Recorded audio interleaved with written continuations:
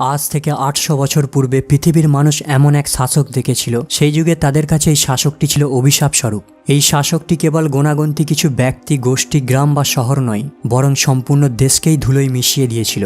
১২৬২ সালে উত্তর মঙ্গোলিয়ার খেন্তি পর্বতমালার অন্তর্ভুক্ত বুরখান খালদুন পর্বতের খুব কাছে দেলুন বলদাক নামের এক জায়গায় জন্মগ্রহণ করে এমন এক শিশু যে বাল্যবেলা থেকেই খুন করা শিখেছিল। যখন তার বয়স ছিল মাত্র ৯ বছর, সে স্বচক্ষে দেখেছিল তার বাবাকে কিভাবে বিষ পান করিয়ে হত্যা করা হয়েছিল। বাবার মৃত্যুর পর তার মাকে উপজাতি থেকে তাড়িয়ে দেওয়া হয়েছিল। সঙ্গে ছিল ৭ ভাই। জঙ্গলে জঙ্গলে তাদের অনাহারে ঘুরতে হয়েছিল। বাঁচার জন্য বন্য পশু শিকার করে খেতে হয়েছিল। এই ৯ বছরের শিশু তেমুজিন সেদিন বুঝতে পারে সমাজে বাঁচতে গেলে প্রয়োজন শক্তি। শক্তিই সবকিছু। যদি তুমি দুর্বল হও, সমাজে তোমার কোনো মূল্য নেই। অনেক কষ্টে জঙ্গলের ফলমূল আর বন্য প্রাণী শিকার করে জীবন কাটাতে থাকে। এই ৯ বছরের শিশুটির কাছে এখন পরিবার হলো সবথেকে মূল্যবান। প্রয়োজন পড়লে পরিবারের জন্য জীবন দিতেও পারে, আবার প্রয়োজনে জীবন নিতেও পারে। কিন্তু তেমুজিনের বড় ভাই ফ্যামিলিতে অশান্তি সৃষ্টি করত।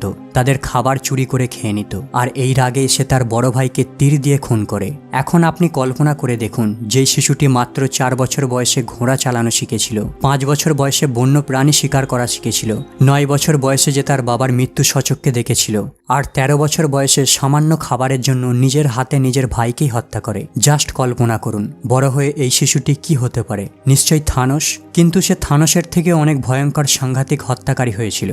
আজকের ভিডিওতে এই চেঙ্গিস খান, যার বাল্য নাম ছিল তেমুজিন, তার সম্পর্কে এমন কিছু আজব ফ্যাক্ট নিয়ে আলোচনা করব যা শোনার পর আপনার চক্ষু চরকগাছ হয়ে যাবে।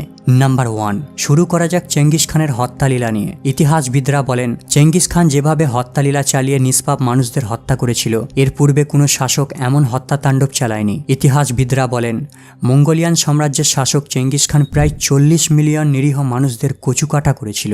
অনেক সোর্স আবার এর থেকেও বেশি দাবি করে। ১৩০০ শতাব্দীতে এক ইরানি হিস্টোরিয়ান ছিলেন, যার নাম ছিল রশিদ আল দিন, যিনি তার গ্রন্থে লিখেছিলেন, চেঙ্গিস খান ইরানে এতই ক্রুদ্ধভাবে আক্রমণ করে হত্যাকাণ্ড শুরু করেছিল, ইরানের জনসংখ্যা ২৫ লাখ থেকে ৯ লাখে পৌঁছে যায়। নাম্বার 2, চেঙ্গিস খানের এক কন্যার বিয়ে হয়েছিল তেকুচার নামের এক ব্যক্তির সঙ্গে, যিনি চেঙ্গিস খানের একজন সেনাধিনায়ক ছিলেন। ইরানের নিশাপুর শহরের এক তীরন্দাজ তাকে হত্যা করে দেয়। এই খুনের প্রতিশোধ নেবার জন্য চেঙ্গিস খান নিশাপুরের সম্পূর্ণ জনগণকেই হত্যা করে ফেলে। এমনকি নিশাপুরের যত পোষ্য প্রাণী ছিল, যেমন কুকুর, বেড়াল ইত্যাদি, তাদেরকেও হত্যা করে দেয়। চেঙ্গিস খান একটি পিরামিডে মৃত্যুর দেহের স্তূপ রেখে দেয়, যাতে ভবিষ্যতে চেঙ্গিস খানের পরিবারের উপর আক্রমণ করার স্বপ্ন ভুলেও না দেখে। নাম্বার 3, এক রিসার্চে বলা হয়, চেঙ্গিস খান যে হারে মানুষের হত্যা করেছিল, তার ফলে বায়ুমণ্ডল থেকে প্রায় ৭০০ million ton carbon die oxide কমে গিয়েছিল। এর কারণ সে যেভাবে অনাহার ক্লিষ্ট নগরবাসী গ্রামবাসীর উপর অতর্কিত হামলা চালিয়ে হত্যা করেছিল, তার ফলে শহর গ্রামগুলি ভুতুরে নগরে পরিণত হয়ে গিয়েছিল। এই বিলাসবহুল নগরগুলি একসময় জঙ্গলের পরিণত হয়ে যায়। এভাবে তার হত্যাকাণ্ডের কারণে অজান্তেই পরিবেশবিদ বানিয়ে দিয়েছিল তাকে। নাম্বার 4, পৃথিবীর বড় বড় রাজা মহারাজারা চাইতো তাদের মৃত্যুর পর তাকে যেন সমগ্র বিশ্ব স্মরণ করে। এই জন্যই তারা স্মৃতিস্তম্ভ, টম্ব ইত্যাদি আগে থেকেই তৈরি করে রাখত। কিন্তু চেঙ্গিস খান এইসব পছন্দ করত না। সে কখনোই চাইতো না তার মৃত্যুর পর বিশ্ব তাকে স্মরণ করুক।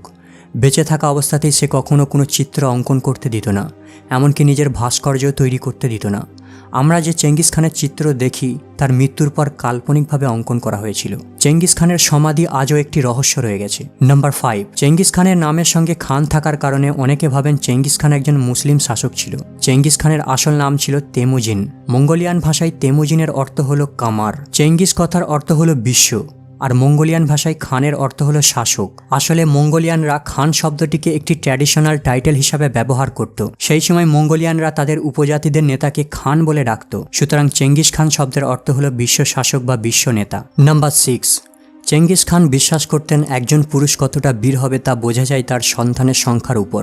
মনে করা হয় তার স্ত্রীর সংখ্যা ছিল প্রায় ৫০০ থেকেও বেশি। একটি রিসার্চ অনুযায়ী এশিয়ার প্রায় ৮% মানুষের ক্রোমোজোমের মিল রয়েছে, যা সম্ভবত চেঙ্গিস খানের থেকেই আসে। তাই বিজ্ঞানীরা মনে করেন বর্তমানে চেঙ্গিস খানের প্রায় ১৬ মিলিয়ন বংশ রয়েছে, অর্থাৎ প্রতি ২০০-র মধ্যে একজন চেঙ্গিস খানের বংশ। নাম্বার 7, মনে করা হয় চেঙ্গিস খান সাম্রাজ্য জেতার জন্য ধারালো অস্ত্র আর তীর ধনুক দিয়ে হত্যাকাণ্ড চালিয়ে বলপূর্বক সাম্রাজ্য দখল করত। কিন্তু এই ধারণা ভুল। আসলে চেঙ্গিস খান ছিল অনেক চতুর। অন্যের সাম্রাজ্য নিজের দখলে নেবার জন্য তার মেয়েদের বাধ্য করত অন্য দেশের রাজাদের বিয়ে করার জন্য।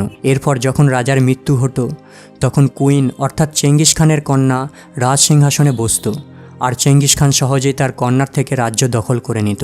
কিন্তু অনেক ক্ষেত্রে রাজারা পূর্বে থেকে বিবাহিত, তাই চেঙ্গিস খান আগে থেকে রাজার স্ত্রীদের হত্যা করে দিত। এরপর চেঙ্গিস খান সেই রাজাকে তার কন্যার সঙ্গে বিয়ে করার জন্য জোর করত। এরপর কন্যাকে দিয়ে কৌশলে রাজাকে হত্যা করে তার সাম্রাজ্যকে নিজের দখলে করে নিত। শুধু তাই নয়, যখন যুদ্ধ হতো চেঙ্গিস খান তার কন্যার স্বামীকে অর্থাৎ জামাই রাজাকে যুদ্ধক্ষেত্রে সবার আগে রাখত, যাতে খুব জলদি তার মৃত্যু ঘটে, তাহলে তার কন্যা সিংহাসনে বসতে পারবে। আর এভাবেই চেঙ্গিস খান বিশ্বের একটি বড় অংশ নিজের দখলে করে নিয়েছিল। নাম্বার 8, চেঙ্গিস খান সর্বদা সাহসী এবং ট্যালেন্টকে মূল্য দিত। এই কারণেই সে আর্মি জেনারেলদের ক্লাস জাতপাত দেখে প্রমোট করত না। যদি তার দৃষ্টিকোণ থেকে কোনো ব্যক্তিকে সাহসী, ট্যালেন্টেড আর অভিজ্ঞ বলে মনে হয়, তাহলেই তাকে আর্মি অফিসার বানাতো। একবার চেঙ্গিস খানের সঙ্গে তাইজুট উপজাতির এক লড়াই হয়। এই যুদ্ধে তাইজুট উপজাতির এক সেনা চেঙ্গিস খানের ঘোড়াকে তীর মারে। প্রায় চেঙ্গিস খান এই যুদ্ধে মারাই যাচ্ছিল। যুদ্ধে জেতার পর তাইজুট উপজাতির সেনাদের হত্যা না করে তাদের বন্দী বানিয়ে নেয়। এরপর বন্দী সেনাদের জিজ্ঞাসা করে, তোমাদের মধ্যে কে আমার ঘোড়াকে তীর মেরেছ? এদের মধ্যে একজন সাহস দেখিয়ে বলে, আমি এর জন্য দায়ী। চেঙ্গিস খান তার বীরত্বে খুব খুশি হয় আর ওই ব্যক্তিকে আর্মি অফিসার হিসাবে ঘোষণা করে দেয়। পরবর্তীতে তার নাম চেঞ্জ করে জেবে রাখা হয়, যার অর্থ তীর। বন্ধুরা, চেঙ্গিস খানকে আপনার দৃষ্টিভঙ্গি থেকে কেমন মনে হয় কমেন্ট করে জানাবেন। আজ এই পর্যন্ত, দেখা হবে আবার পরের ভিডিওতে। ততক্ষণ ভালো থাকুন, সুস্থ থাকুন।